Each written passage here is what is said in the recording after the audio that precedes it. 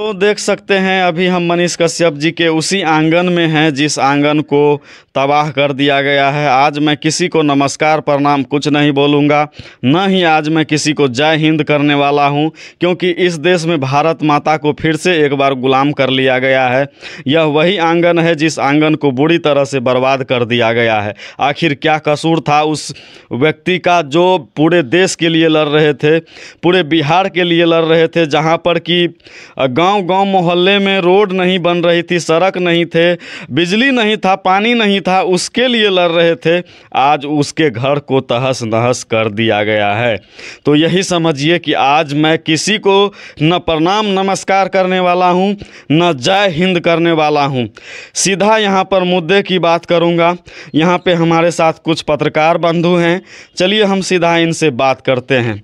Sir, डर नहीं लगता है? डर तो लगता है, लेकिन ये परिवार भी डरे हुए हैं। ये कहीं न कहीं अगर प्रशासन ये लोग को रोके होंगे कि कोई माइक लेकर के नहीं पहुँचे, तो ये लोग हम लोग को रोके हैं, लेकिन वो लोग नहीं हैं। हम लोग देखिए गेट बंद है और हम लोग इस आंगन में आकर के वार्ता कर रहे हैं। कहीं न कहीं एक मिट्टी से उठा हुआ इंसान और इस आवाज़ को उठाता है, तो कहीं न कहीं ये सरकार का नाकामी है। और आप लोग इससे पहला वीडियो में देखे होंगे कि उनकी घर को जो कुर्की जब्ती कर दिया गया है। अगर वो सरेंडर कर दिया तो इसका सामान वापस हो जाना चाहिए। क्या वापस हो जाना चाहिए? बिल्कुल होना चाहिए। सर, क्या कहेंगे? जी, हम तो सरपंच हैं सुपौल जिला छाताव प्रखंड चुन्नी पंचायत से। हमको जैसे इस बात का जानकारी मिला कि मनीष कश्यप के ऊपर FIR जब्ती कुर्की, हकीकत हम जानने के लिए उनके घर पर पहुंचे हुए हैं।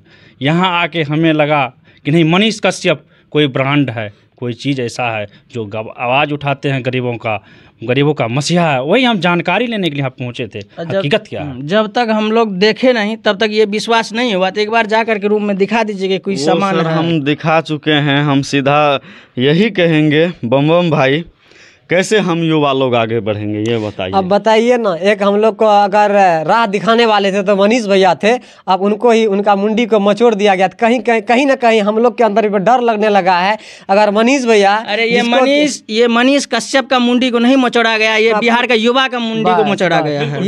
ये बात मत ऐसा तो नहीं कि यहाँ पे भ्रष्टाचार जो हो रहा है चारों ओर, हर किसी का जो है पॉकेट में पैसा भरना बंद हो चुका था, काली कमाई बंद हो चुकी थी, जिस वजह से मनीष कश्यप को चारों ओर से घेर करके कहीं न कहीं यही सच्चाई है। जंगल राज हो रहा है। कहीं न कहीं यही सच्चाई है। मनीष कश्यप जो है वो काला चिट्ठा को जो दिखाते थे, कश्यप जी के तो पास एक मामूली सा देश के लिए लड़ने के लिए केस हो गया। और हमको लगता है कहीं न कहीं अगर बिहार पुलिस अगर सबसे जल्दी में एकदम स्पीड में अगर काम किए हैं, तो लगता है मनीष कश्यप जो है कोई भगोड़ा उन लोगों को टारगेट क्यों नहीं किया गया जिसके घर में सोने का बिस्कुट मिला है, जिसका 600 करोड़ का फ्लैट मिला है, बहुत सारी चीजें मिली हैं, उनको टारगेट क्यों नहीं किया? अभी तो उनका सरकार है इसलिए नहीं। अभी तो बिहार पुलिस आए होंगे तो पता चल गया उसके घर में क्या मिला है। आपको क्या लगता है सर कि ऐसी सरकार हमारे लिए सही रहेगा?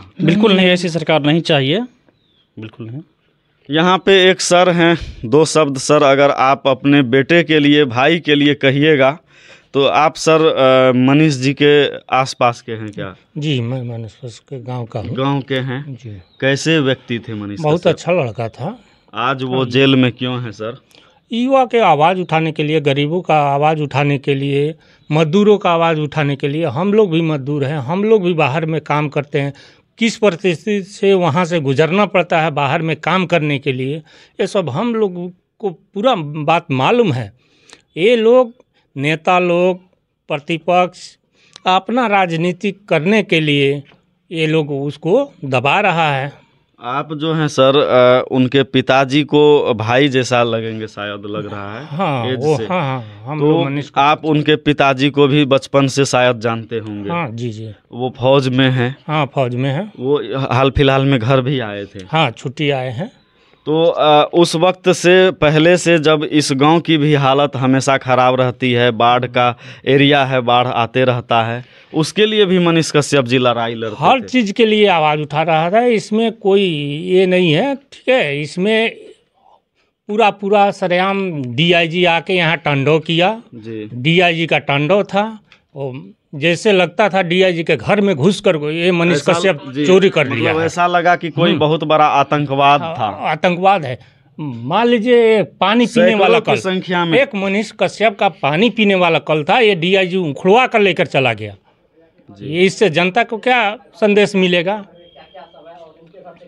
सारी सामान यहाँ देखिए, गेट में ताला लगा है लेकिन दरवाजा नहीं है। दरवाजा तोड़ दिया लोग। सारा सामान यहाँ से निकाल ले गया है, यहाँ तक कि खाने के लिए जो गैस होता है वो लोग भी उठा ले गया। उनके चाचा का सामान ले गया, उनका 2 बड़े पापा हैं उनका सामान ले गया। अरे भाई ठीक है, मनीष कश्यप पर केस था, मनीष कश्यप का सामान ले जाते, चाचा का, भाई का, भतीजा क्यों का ले गया? उसका सामान ये डीआईजी। एक फौजी साहब जो मनीष कश्यप के पिताजी हैं, वो कितना दिन का मेहनत किए होंगे तो इस घर में उतना सामान भरा होगा। अरे ये लोग बोलता है घोटाला किया, इधर किया, उधर किया, पैसा। अरे देख लीजिए ना, एक फौजी घोटाला का घर सर इस तरह का तो नहीं होता है। अरे फौजी अपना भी कमीनी से घर बनवाया रहता तो अच्छा लगा। वो अपने बाल बच्चा को पढ़ाने, शिक्षा के ऊपर वो इन्वेस्ट किए, अपना खर्चा किए, इसके चलते आज तक घर नहीं बना है ना। तो यही हाल होगा हम सभी युवाओं का। हम सभी युवा बस इसी वजह से डर रहे हैं कि ये सरकार जो आ गई है, पता नहीं हम लोगों को किस अंधेरे में कब झोंक देगी और हम लोगों का भविष्य कब खराब हो जाएगा, अंधकार में चला जाएगा, कुछ कहा नहीं जा सकता है। ऐसे सरकार से क्या उम्मीद करेंगे सर? ऐसी सरकार से क्या उम्मीद करेंगे? कुछ भी उम्मीद नहीं कर रहे। युवा को जो धकेल रहा है नीचे। बिल्कुल। जहाँ पर 20 लाख नौकरी की बात आती है, इलेक्शन का टाइम आता है तो हिंदू मुसलमान करके लड़ाया जाता है, तो क्या वो लोग गलत नहीं हैं? वो लोग अफवाह नहीं फैलाते? बिल्कुल अफवाह फैलाते हैं, उन पर भी कार्रवाई होना चाहिए। जहाँ 10 लाख रोजगार के बारे में बात की, अभी एक भी रोजगार नहीं दे रहे हैं, उन पर भी कार्रवाई होना चाहिए। बाकी हम कुछ बोल नहीं पा रहे हैं। यही समझिए कि मेरे मुख से शब्द नहीं निकल पा रहा है कि मैं इस आंगन के लिए क्या बयां करूं, जिस आंगन को बरसों से तराशा गया। फौज में रह के फौजी साहब इतने चीज़ों को गाइड किए, अपने बच्चों को पढ़ाकर इस काबिल बनाए कि आज पूरे देश के लिए इतना बड़ा नाम कमा रहे हैं। हम लोग तो यही कहेंगे कि आप जितना भी सोना को आग में दे दीजिए, उसमें और निखार ही आता है सर। ये मत भूलिए कि उनको आप चंद महीने, चंद दिन जेल में डाल करके आप बहुत बड़ा कामयाबी हासिल कर लेंगे, क्योंकि हमारा भाई कभी किसी तरह का गलत नहीं किया है, न बर्दाश्त किया है। कुछ दिन जेल में ही सही, लेकिन जब वो निकलेंगे तो हम सभी का हीरो बन के निकलेंगे। भारत माँ का वीर सपूत उनके पिताजी भी हैं और उनका बेटा भी बन के निकलेगा, मैं यही दावा करता हूँ। बाकी मनीष कश्यप भैया को मैं यही कहूँगा, आप तो भैया वीडियो नहीं देख पाएंगे अभी, लेकिन मैं हम लोग दावा करते हैं कि आप लोग का साथ आप लोग के लिए हमेशा बरकरार रहेगा। अभी आपकी बस याद आ रही है और मेरे शब्द और मेरे मुख लड़खड़ा रहे हैं, बोल नहीं पाऊंगा। बाकी आप सभी मनीष भैया के लिए अगर आवाज़ उठा रहे हैं तो कमेंट में अपना राय विचार ज़रूर डालिए, ताकि भैया को इंसाफ जल्द से जल्द मिल सके। जय हिंद नहीं कहूँगा, क्योंकि जब तक भैया बाहर नहीं आ जाते मैं इस देश के लिए जय हिंद नहीं कहने वाला हूँ।